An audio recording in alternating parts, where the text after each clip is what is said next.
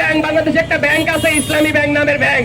সেই ব্যাংকের নিয়ে কথা বলতে গিয়ে প্রায় 1.5 কোটি টাকার মতো খরচ হয়েছে।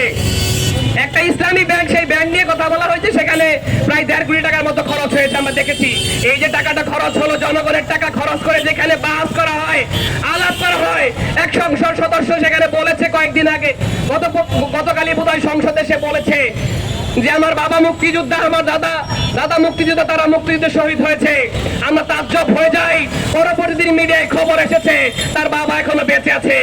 ওই জামাত ইসলামীর যে সংসদ সদস্য, সে কিন্তু এই দাবি করে বসে আছে তার বাপ নাকি মুক্তিযোদ্ধা, তার দাদা মুক্তিযোদ্ধা, তার মা মুক্তিযুদ্ধের সংগঠক, তারই বলেন যে তিনি অসুস্থ হয়ে গিয়েছিলেন। তো এই সমস্ত সংসদে দাঁড়িয়ে করা হয়, টাকা পয়সা জমা করে খরচ করা হয়, কিন্তু যখন আমরা শিক্ষার কথা বলি, শিক্ষার ক্ষেত্রে বাজেট দেন, জাতীয় বাজেটের যে 25% শিক্ষা খাতে বরাদ্দ করেন, আপনি দেশকে উন্নত করবেন, আমাদের শিক্ষা খাতে বরাদ্দ বৃদ্ধি করতে হবে,